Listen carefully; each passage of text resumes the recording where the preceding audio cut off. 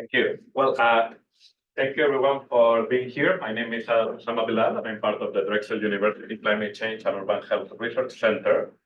This is part of our Climate Change and Urban Health webinar series that is part of the CCUH Center and also of the SALURBAL Climate Project. We have a very exciting lineup of webinars, which you can see on the screen now, happening on Wednesdays around this time. So today we'll have a very exciting webinar presented by Dr. Marianthi-Anna Kioumourtzoglou, part of Columbia University. She's an environmental engineer and epidemiologist and holds an environmental engineering diploma from the University of Thrace in Greece and an MSPH in environmental science and engineering from UNC Chapel Hill, and also a Doctor of Science in Environmental Health from Harvard School of Public Health, where she also did her postdoctoral fellowship. She's currently an associate professor at the Department of Environmental Health Sciences at Columbia University, Mailman School of Public Health, and her research focuses on applied statistical issues related to environmental epidemiology. Her studies mostly focus, albeit not exclusively, on air pollution and climate-sensitive exposures, and on identifying vulnerable subpopulations and characterizing how risks may vary across neighborhood level and other urban characteristics, especially in a changing climate. Just a few reminders before we begin.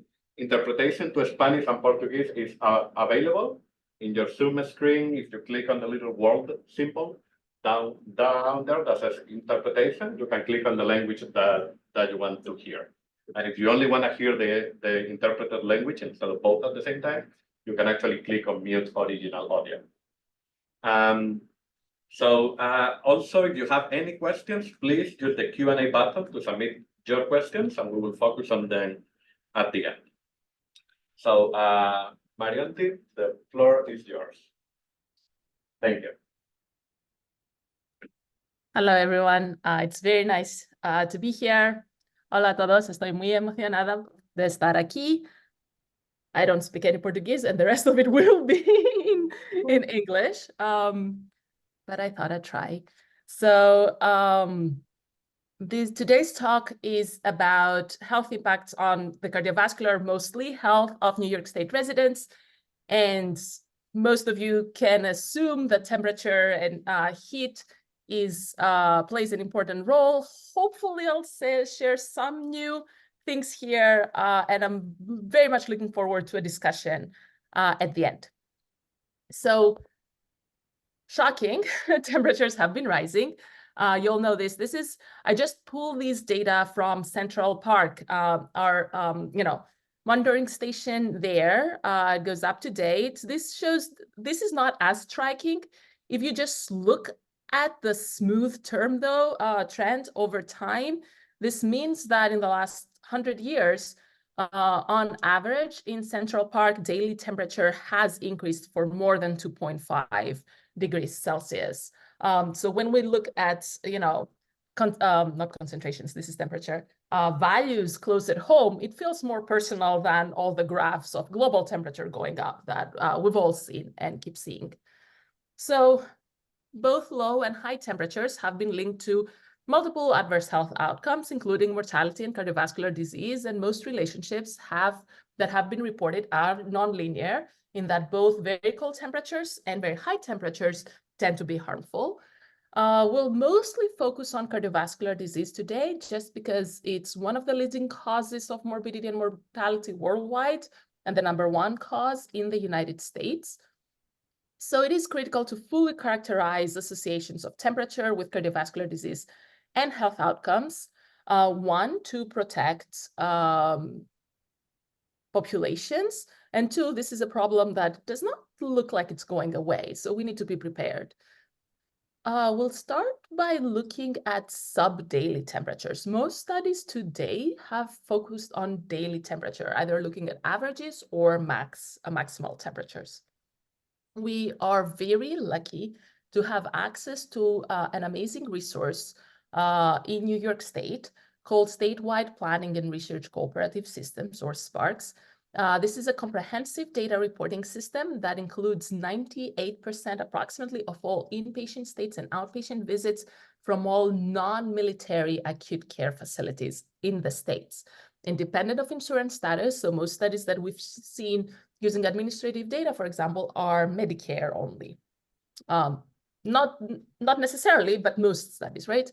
For each admission, we have up to 25 diagnostic codes. And here's where the good thing is with this data is not only we have the day of admission, which is the case with almost all other administrative data sets, but we also have the hour of admission, which lets us look at sub-daily temperature exposures. And we also have, the usual suspects that we can get with administrative data, that's age, sex, race, ethnicity, and zip code of residence. And we had data from 95 to 2015 for the analysis that I will be sharing. We looked at 3 main outcomes, and towards the end of the talk, I'll switch it up a bit and move away from cardiovascular disease. But for the most part, we'll focus on myocardial infarction, MI, ischemic strokes, and hemorrhagic strokes. For temperature, we use the North American Land Data Assimilation System, or NLDAS2, for sync that provides hourly temperature and relative humidity. It's one of the few products out there. Now there are more, but when we started these studies, it was probably the only one that provided hourly temperatures. In New York State, the grid is in degrees. So in New York State, it ends up being approximately 11 to 14 kilometers. It's not great in that these are rather large grids, but temperature does tend to be homogeneous. This means we cannot look at, within Manhattan, for example, variabilities. Most of Manhattan would be covered in one grid. Having said that, we are taking advantage of temporal contrasts more than spatial, and you'll see how we do that in a little bit. And we use area-weighted zip code averages to get down to zip code level. We also tried population-weighted averages, and the correlation between the area-weighted and population-weighted average was like 0.999 or something like that. So there wasn't reason to repeat all analysis. The results would be the same. So our statistical analysis for all the projects that I'll talk about is a time-stratified case crossover design. That's a really neat design that allows us to very well control for confounding by design. So first of all, each person, it's matched to themselves. So that means like, I am my own, if I had a heart attack today, I am my own control. And that minimizes confounding by characteristics, individual level characteristics in general. And given that we restrict within a month, it pretty much eliminates confounding by any individual level characteristics, 1. 2, we picked control days that were matched on time of day. Remember, now we're looking at hour, day of week, month, and year. So by that, we've also by design eliminated any confounding by diurnal patterns, day of week patterns, seasonal patterns, and long-term trends. We use the conditional logistic regression. Don't worry about the equation. I just included here in case there are people here who, like me, enjoy equations. And we coupled this with nonlinear distributed lag terms, looking up to 48 hours. We, of course, did numerous sensitivity analysis of anything you can imagine. I'm not presenting sensitivity analysis in the interest of time, but if you're interested, let me know. And we nonlinearly adjusted for relative humidity. Again, sensitivity analysis, including it, not including it, how to model it. Honestly, that didn't make much of a difference. Relative humidity didn't. To assign exposure for lag 0 to the outcomes. Now, remember that we have time of admission, right? The time of admission is not really time of event. So one of the reasons why we picked these outcomes is that in the literature, they have a very well-defined window from event to admission. Obviously, that's an average, but that average is actually pretty tight. So we lagged 3 hours on average to look at the time of event and assign exposures to time of event, to the assumed time of event rather than admission. We also, for myocardial infarctions, that's 3 hours. The most severe myocardial infarctions that are, I don't remember what STEMI stands for, but are STEMI, those are within 2 hours. So we also ran sensitivity analysis for those events lagging only 2 hours. Those results did not make much of a difference that did not make any difference in our results. So I will just be presenting the overall analysis, but again, ask me questions at the end, and I'm happy to chat about any of this. So this is a very long list of all the things that we will talk about today, and I'll start with hourly temperature and myocardial infarctions. Again, this is a New York statewide population from 2000 to 2015. These are some basic characteristics, and we're talking of heart attacks, so it's not surprising that most of the cases are male, most are above 65 years old. The racial ethnic distribution, most are white, but it's reflective of the state racial ethnic distribution. One limitation that this data set has is that it does not separate race from ethnicity. And then most of the cases were first heart attack cases, myocardial infarction cases. Even though we looked at up to 48 hours, and I'll explain what this means in just a second, most of the results we saw were actually within 6 hours of event. So on your, what's this, left-hand side, these are lag specific, certain lag specific, so it's not too busy going from hour of event to lag 6. On the different colors, on the x-axis is the hourly temperature, and on the y-axis is the percent change in myocardial infarction hospitalizations. I will be using MI and heart attack interchangeably. I know they're not exactly the same thing. One's a subset of the other, but it's easier to say heart attack than myocardial infarction all the time. As you can see, by 6 hours, the association has flattened out. It's the 6 hour before the event that seemed to be important. On the right-hand side is the cumulative effect in those first 6 hours. Now, this is going from the median temperature that I would think was about around 11, yes, right? This is centered at the mean. So it's around 11 degrees Celsius to the 95th percentile of temperature. And we see that, within 6 hours, this is 7.9% at 6 hours increase, cumulative increase. We also looked at so this is an important finding because, again, most studies have focused on average or max temperatures in a day. And here we see that actually it's even much shorter, the window that really matters. And also we looked at effect modification by different characteristics. These are all presented on the x-axis cumulative change in MI hospitalization from lag 0 to lag 5. So this number here, this black one, which is the whole study population, is this 7.9 here at the end of the 6 hours, right? Whoop, one down. And then these are stratified models going from median temperature to, again, 95th percentile of the temperature distribution in the state. And we saw that effect estimates were stronger among males, among Medicare ineligible people, that is those below 65 years of age. Morning was interestingly protective. We don't really have an explanation of this. We think this might be a bias. If people have, morning was like starting at 5 a.m. So if people have a heart attack in their sleep, maybe they don't make it to the hospital. So that's why we don't know if that's the case. That's one interpretation.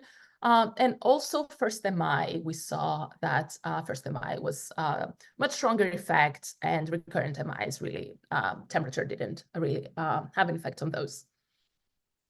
Moving on, we also looked at effect modification by insurance status. A few studies have looked at community level SES as potential different characteristics related to SES at community level as potential modifiers. And this, of course, is very important because these studies can inform local policies and initiatives at the community level. However, not many studies have looked at individual level SES, and the reason for this is that most studies use administrative data, and this information is not available in administrative data. But both community and individual level SES play a role, and there can be policies and initiatives at the individual level as well. For example, having incentives for AC purchases and stuff like that. So we used insurance status because in Sparks, we do have insurance status as a proxy for individual level SES. I will say here before going over this table that at the bottom, I always show the papers that have been published showing these results. And all code, the data we cannot really share because it's health data, but all the code is available in all our papers if you would like to use and repeat our analysis with other data. This shows the characteristics of New York State myocardial infarction, same time period as before. This is the exact same data set as before. And as you can see, a few people were not insured at all. So we assume that this is an especially vulnerable population, obviously because they have barriers in accessing healthcare. This means they may be, because of that, not, having routine checkups, etc. So they may be more vulnerable. I will also note here that if you look at the age distribution among those with insurance and those without an insurance, that's very flipped, right? So we did perform analysis to check whether the results that we see are because of the insurance, no insurance versus age. Now, remember that in the previous study anyway, most of the results, the results rather were more strongly among the younger than 65 years old. And the results in all sensitivity analysis and stratification, etc., were in the same direction. So we are pretty confident that what we're seeing is the no insurance signal. So these are the results. And for this study, we only looked at an average 0 to 6, just because from the previous study, that was the critical window that we identified. So these are the results. On the left-hand side are the results for the uninsured, and on the right-hand side are the results for insured population in New York State. And as you can see, among the uninsured, when temperatures get cold, things get bad. And also when temperatures get warm, things get even worse. And now you can say, yes, Marianthi, but now you're eyeballing it, and you'd be very right in this. And that's not how we draw scientific conclusions. So we actually tested for this. And this is the difference of the rate ratios between the median and the 95th percentile of temperature, because again, it was nonlinear, and we for 6 hours and 12 hours. And we indeed see that the rate ratio, the interpretation of this point here, for example, is that at the coldest temperature, the rate ratio for those uninsured is 19% larger than the rate ratio of those that are insured. So at colder temperature, uninsured, worse effects. But also if you see at warmer temperatures, that is also the case. And in fact, that starts happening at around 60, the 60th percentile. And I don't remember exactly how many degrees Celsius the 60th percentile ends up being, but that is quite lower than the level that triggers warnings in the state. So moving on, that was on heart attack. We'll now talk about temperature and stroke. There. So ignore the hypertension status for now. We first looked at ischemic stroke, assuming that ischemic stroke would have, a similar pathway as myocardial infarction. They're both ischemic events in any case, right? So higher temperatures means autonomic system, nervous system dysregulation. It means higher heart rate, lower heart rate variability. So we did indeed see very similar results for ischemic stroke and as we had seen for myocardial infarction. The one difference here is that for ischemic stroke, actually, the results were linear. They were not nonlinear. So these estimates here are the, percent change in ischemic stroke admissions rate per 10 degrees increase in temperature. So it's slightly different than before. It was interesting to have, a linear temperature relation. My doctoral student, Sebastian, when was running this, was like, Marianthi, this cannot be correct. So we tried a lot to break the linear model. We were unable. So yay, we were able to publish linear temperature effects. And we also we separated, obviously, ischemic strokes for hemorrhagic strokes because pathways can be assumed to be quite different. And we indeed saw the exact opposite for ischemic strokes.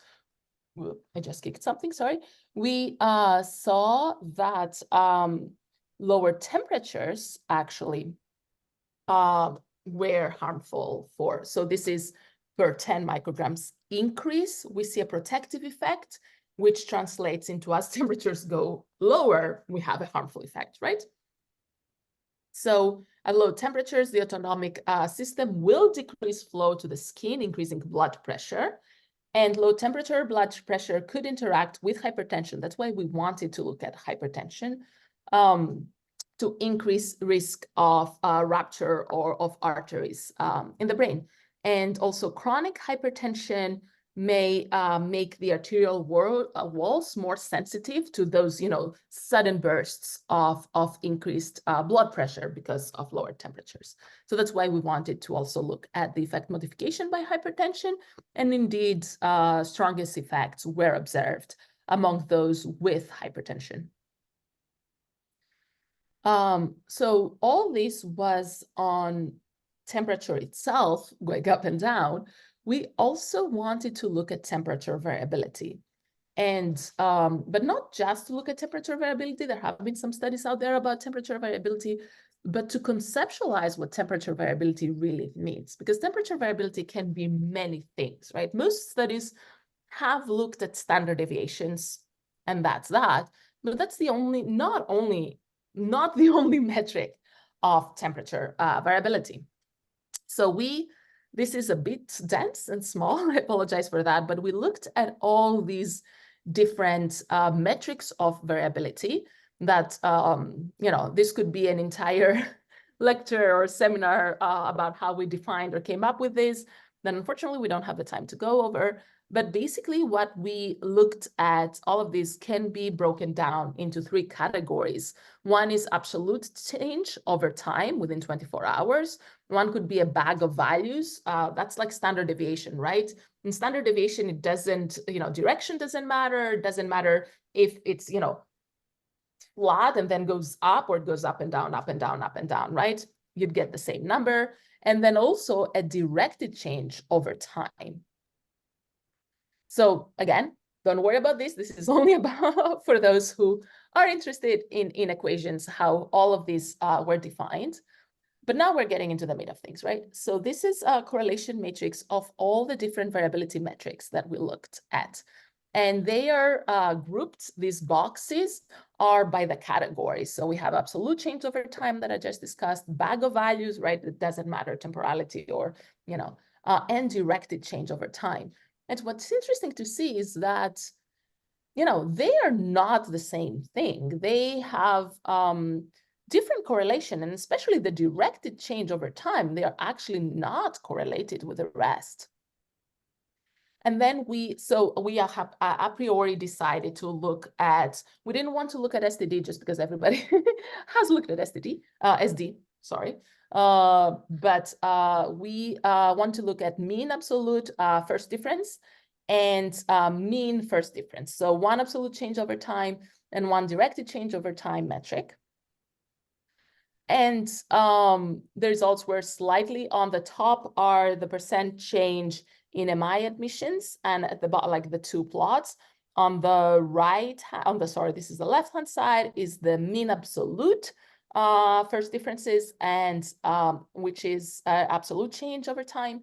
And on the right-hand side is the mean first differences, which are directed change over time. So on the top is the association, and the bottom is the distribution of these two metrics. And interestingly enough, they look very similar. I will say this is cut at the 2.5th to the 95th percentile of temperature, or not temperature, of the variability metric distribution, just because it explodes at the ends. For mean FTD, as you can see, the average is slightly larger than 0, which corresponds to temperatures on average going up, actually, over the study period. And even though these two were not correlated with each other almost at all, actually the results look pretty similar. And then we also looked at all of them. And so on the right-hand, these are all the metrics. On the right-hand axis, this is the left-hand side. This shows the percent change in MI hospitalizations from the mean to the 10th percentile of the metric distribution. So this is going lower.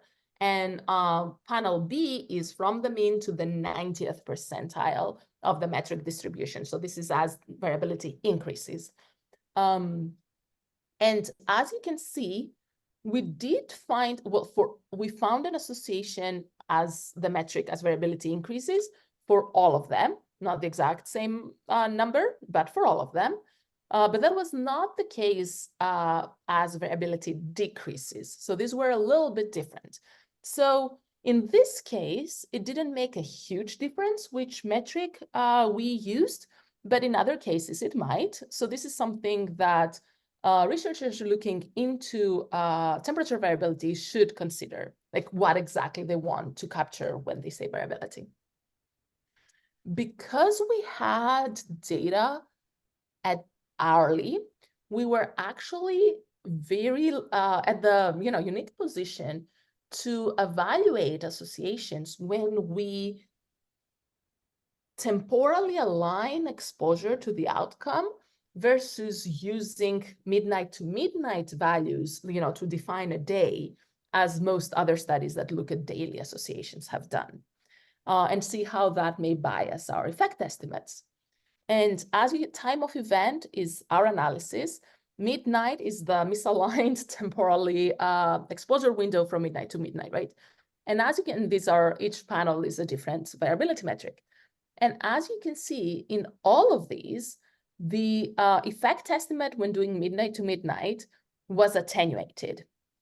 Not surprising, you'll say, Marianthi, this exposure measurement error, this is, probably non-differential, the bias is to the null. That's exactly what we expected to see, and that's exactly what we're seeing, which means that most studies looking at midnight to midnight temperatures are actually conservative. The results are quite conservative.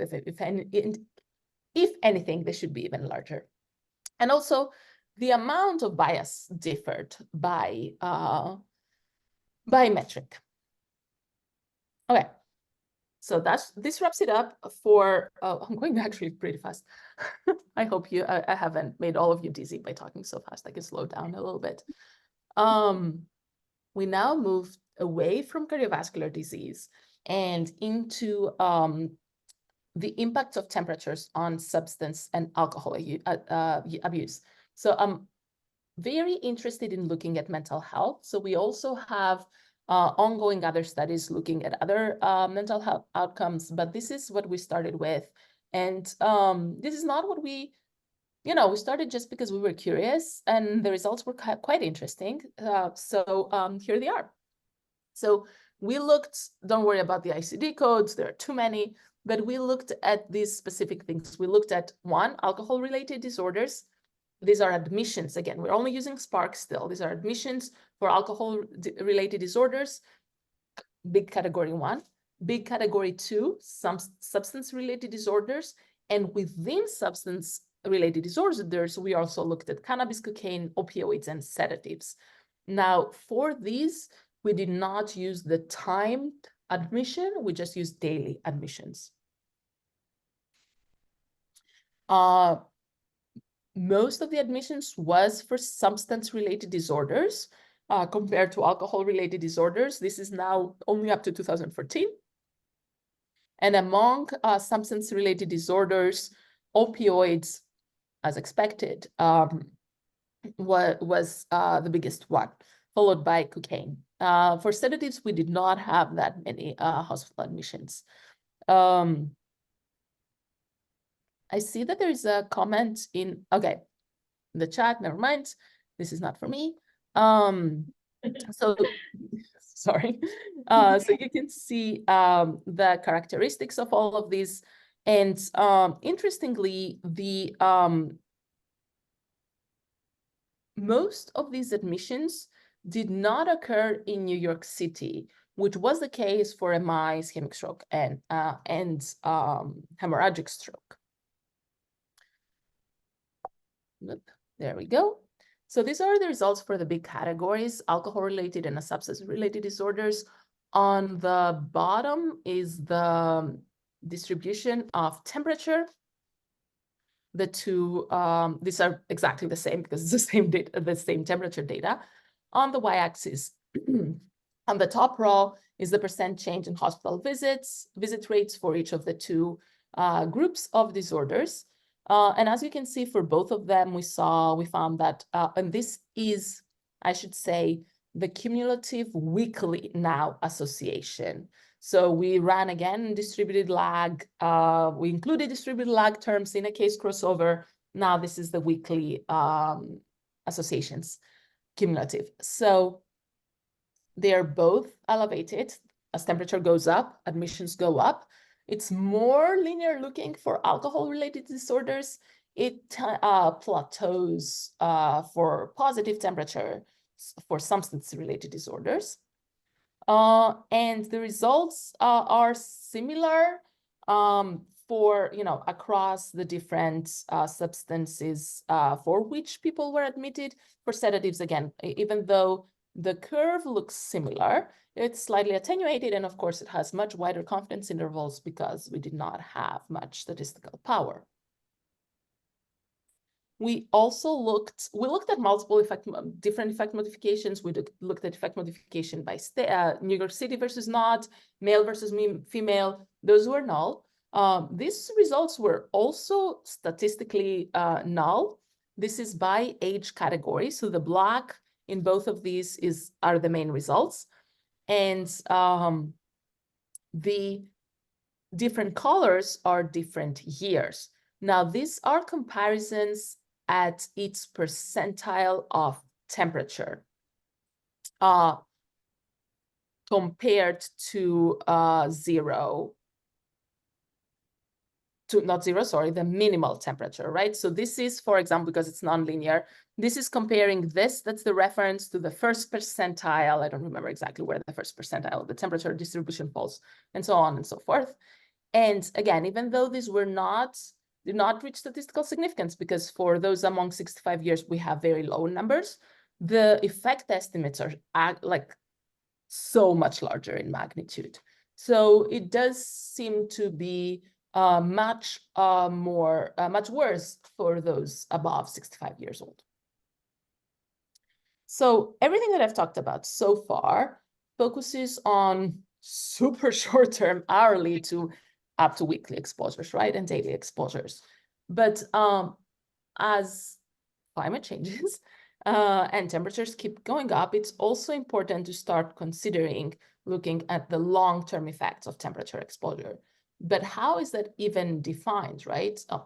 So here we focused on this. Can long-term temperatures also be associated with adverse health outcomes? There is very limited literature on this.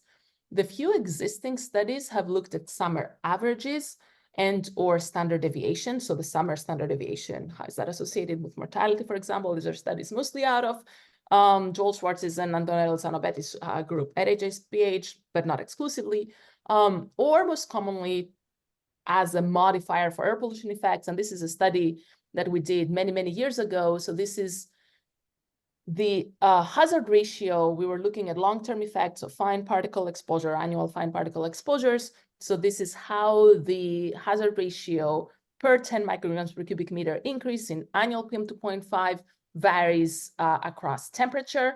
And we looked at what happens if we use the annual average versus winter average versus summer average. Basically, increasing temperature makes things worse. That could be because of, shared pathways. It can be because the composition of air pollution may vary. This is a whole other discussion that's not that related to this topic. Happy to talk about it at the discussion part. So having said that, what does a long-term average mean, right? Because you can imagine that a location that has pretty consistent, like take LA, right? The variability is very low. The annual average could actually be the same as, in DC that has much wider variability over the year. So how do we even start defining and what's clinically relevant when we're thinking about these long-term exposures? So we haven't done that for temperature or heat waves. Sorry. I haven't looked into that, but we've started thinking about this in general when it comes to defining long-term exposure to these sharp and discontinuous hazards, that it's not only relevant for heat waves and temperature events, right? Extreme temperature events, but it's also relevant for like wildfires, tropical cyclones. Basically, most of these big climate hazards tend to be very sharp and discontinuous. Tornadoes, you name it, floods. So with my colleague, John Casey, who, if you haven't met, or know her work, highly recommend following her because she's an amazing researcher. We started thinking about how we can conceptualize this. And for this, we used wildfire as an example. But basically, we came up that there's not one definition. We can define exposure to these things based on frequency, based on duration, based on intensity. Now, these examples are for wildfires, so not so relevant here that we're talking about temperature, but conceptually, this still holds. And we looked at how these are the 5 different metrics that we came up with as examples for wildfire for long-term exposure to wildfire. And we looked at how these vary both spatially and temporally in California. Again, don't worry about what is what, but the important thing here is that the patterns are different both in space. Each column is a different metric. The patterns are different both in space and in time. At the bottom are like frequency or events or averages across the study period. So whenever we start conceptualizing long-term exposures to, heat waves that are relevant to this, or in general, sharp and discontinuous hazards that are most climate hazards, it might make a big difference about which one we pick for our analysis. And we may reach completely different results. This does not mean that the results are not consistent, because these different metrics may reflect different processes, and some processes may be more relevant for some outcomes versus others. So in conclusion, climate change results in increasing temperatures and temperature variability. All our lives are impacted. Substantial impacts on human health. We have published similar results for other climate-sensitive exposures, including tropical cyclones, wildfires, and not just me and my team, but many excellent researchers have demonstrated that climate change is impacting our health daily or hourly. I would say I only very briefly touched on this, but health impacts are not shared equally and equitably across all. So this climate justice is a very big issue, much larger concern globally, right, than in the United States. But even within a single city, we see climate justice issues. So there's critical need for immediate adaptation strategies and effort to increase resilience. And behavioral changes might also play a key role.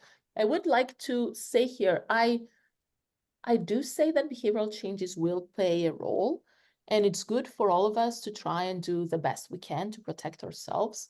But I will say for such big events that do not depend on us, right? We cannot, or some of us cannot change our exposures. Some of us may not have the option to change our exposure. So I would say that yes, behavioral changes will play a key role, but importantly, we need local, regional, national, global level policies aiming to protect the most vulnerable populations. This should not be on an individual alone. So I think that's very important, both on how we design our studies and also how we present our results when we are disseminating to scientists and journalists and communities and blah, blah, blah, right? Because any one of us at the individual level, there's not much we can do, honestly. And with that, I will, even though I do have funding sources here, I will say that all this work actually was not funded by any of these. This funded salaries, but not this work. All this work was, on our, fun-free time. But most importantly, I would love to acknowledge my group because I'm here, I present, they did all the work, all the phenomenal work. So it's all because of them that I get to present to you this. So with that, I think that was my last slide. Thank you. Thank you for your presentation. So if anyone has any questions, please, and you could drop them on the Q&A section of Zoom, and we'll start facilitating with some questions in person and some questions online. I'll start with one that I just saw on the chat. Not speaking in Spanish here. It's interesting that Zoom is thinking I'm speaking in Spanish, but it's catching my accent. Anyway, so the question is from Thomas, and he's asking if you could elaborate a bit on MI hospital admissions versus fatal MIs, which may not at all, or maybe much more slowly be registered, if at all, in your data. How do you expect this to affect your results? How much of the impact of hit on MIs may you be missing? And to what extent this bias may be attenuating the effect that you see? Yes, and that's a very good question. We did not have, these data are not linked to mortality data. So we only have admissions. And so if someone made it to the ER and passed away afterwards, they are in our data set. But if they did not make it in the ER, they're not in our data set. So that's a very important thing that I should have mentioned. And it would bias downwards for sure. So we do expect effect estimates to be larger than the ones we reported. And at the very extreme, if that's a large proportion, it would actually could show, this is selection bias, right? It could show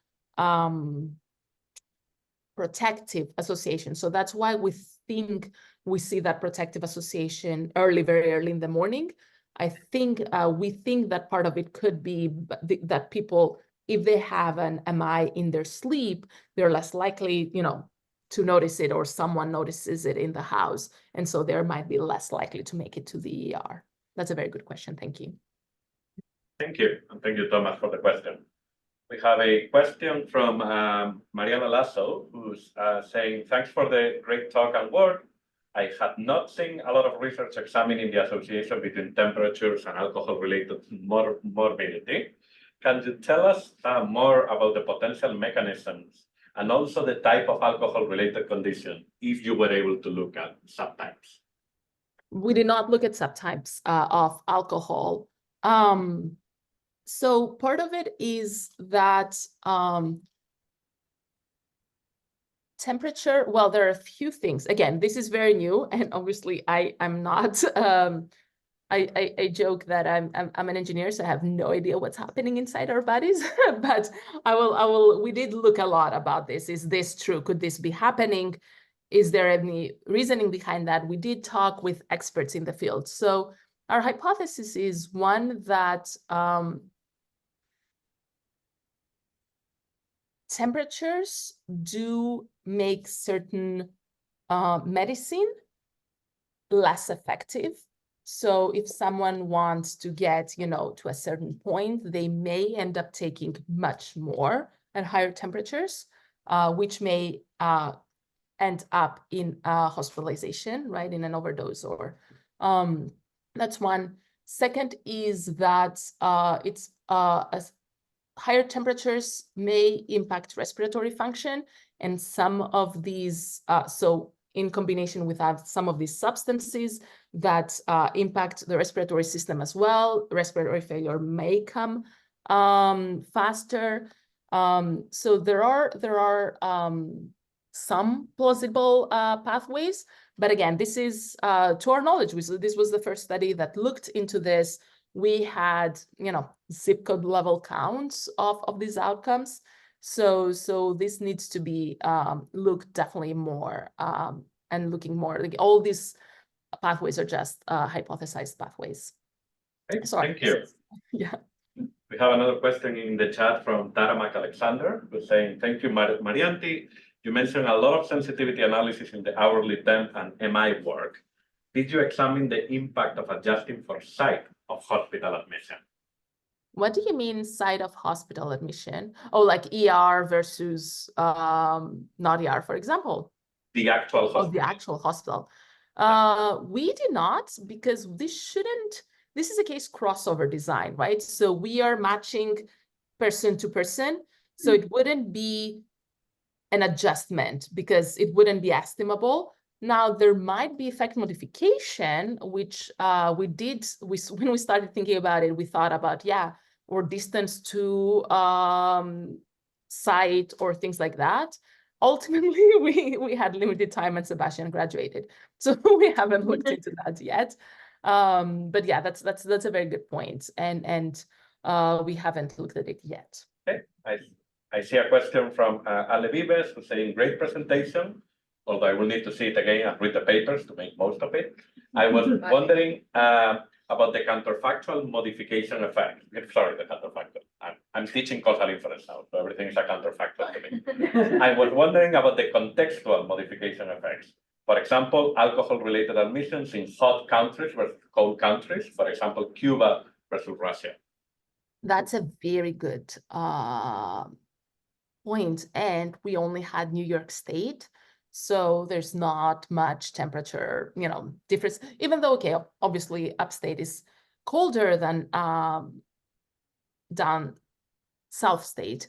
But I think the important thing here is that this would first have to be an experimental design to be able to, because there's so many other things that are different between Russia and Cuba, or, between Florida and Maine, that in the populations, that if we just stratify the models, then we wouldn't be able, again, talking about causal inference, these are not, the modifier would not be consistent, right? We wouldn't only be able to attribute that to differences in climates. So I think that's very important to look at. But I think it'd be tricky to disentangle the impact of other correlated modifiers. Okay. So we have a lot of work ahead of us. Okay. I'll ask one more from the chat and then one person with a hand up. So from the chat, from Josiah Kephart, we have a hello, Marianthi, thinking about your findings on greater effects when using individual exposure window versus calendar day. What are the implications of these for heat action plans or other public health planning?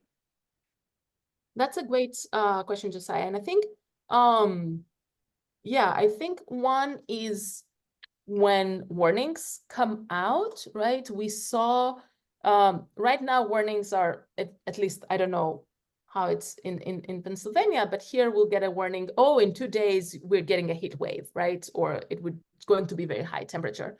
I think if that's, if possible, better defined which hours of the day are going to be the hottest, that might be helpful. That's one.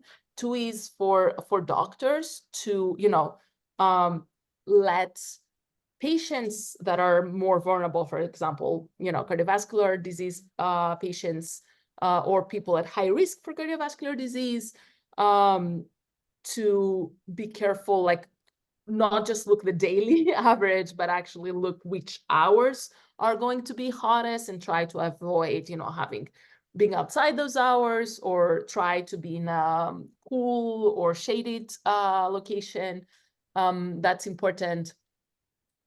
I think that might also be important for cooling centers and stuff, but then that's the logistics might become too complicated.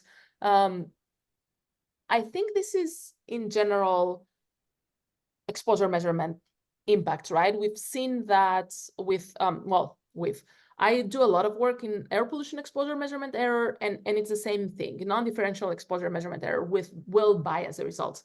I think this is very important also to, thank you, Carolina. I think this is also very important to risk assessments. Risk assessments use reported associations in the literature to, come up with a number of expected deaths or saved deaths or whatever, right?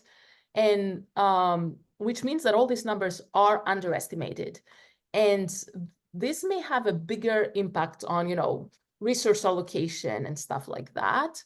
So thinking about, correction methods to better get the effect estimate, to better get those numbers will be important. Thank you. And I had seen someone with a hand up, but it's down now. I don't know if that was Jane. I saw you showing on the camera. So if you're still there and want to ask the question, please feel free to. Meanwhile, I'll ask my own question, which I'm delinquently not putting on the Q&A. But so you mentioned that for your analysis, you're using, I seem to remember, an 11 by 14 kilometer raster, which covers a lot of New York, of course, New York City in that case. And you mentioned that there were not that wide temperature differentials, but I remember some analysis in New York City where they showed 2 to 4 degree differences between parts of Manhattan, the Bronx, etc.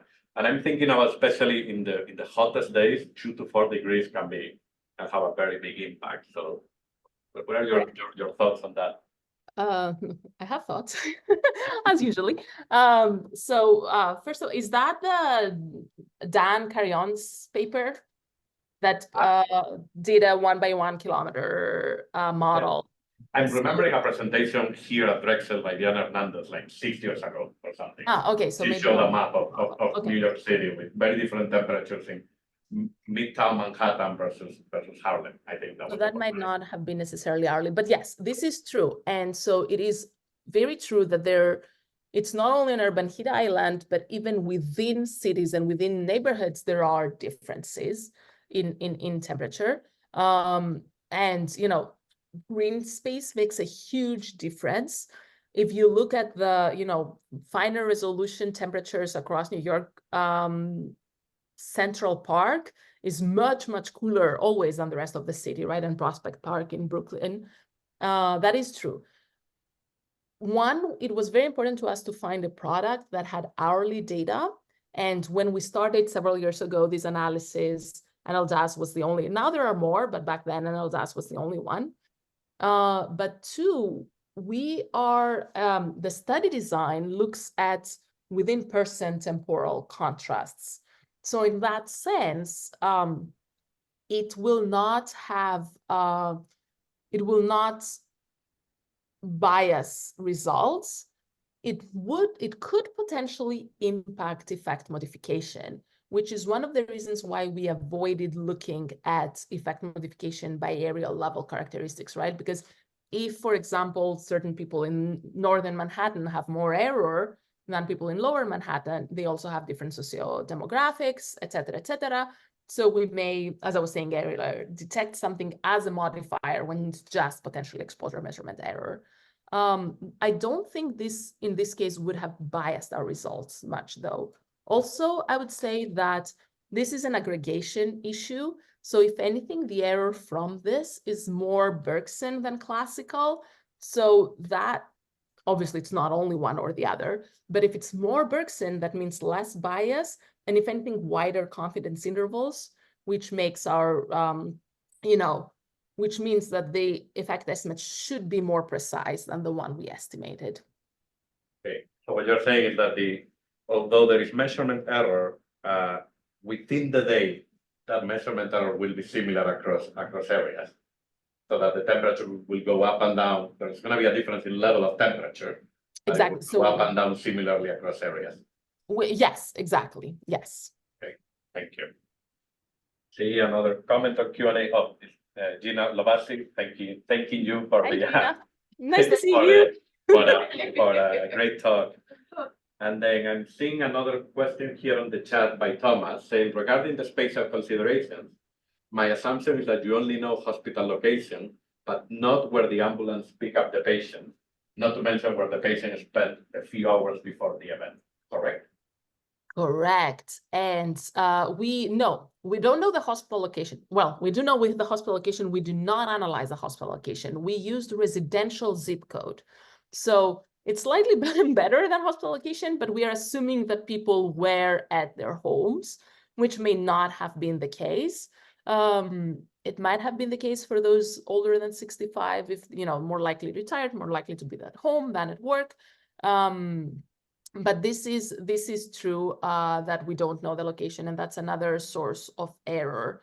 Again, when dealing with these big administrative data sets, well, actually, it's not even, this would be the case with cohort studies as well. When we don't have activity patterns of people and we want to assign to them very timely, highly timely resolve exposures, we make these assumptions that definitely result in exposure measurement error. To the extent that we can assume that this error does not depend on the outcome, and for some of these, it's a easier assumption that it won't. For example, the spatial error that we're discussing earlier, right? It should not depend on the outcome given other study design. For this, it's possible that people who work come from cooler environments in the suburbs to warmer environments in the city. We are assessing their exposure at cooler environments. They're having the outcome at warmer environments. That would be differential. So that's trickier to think the direction of bias. Hopefully it's not that large. But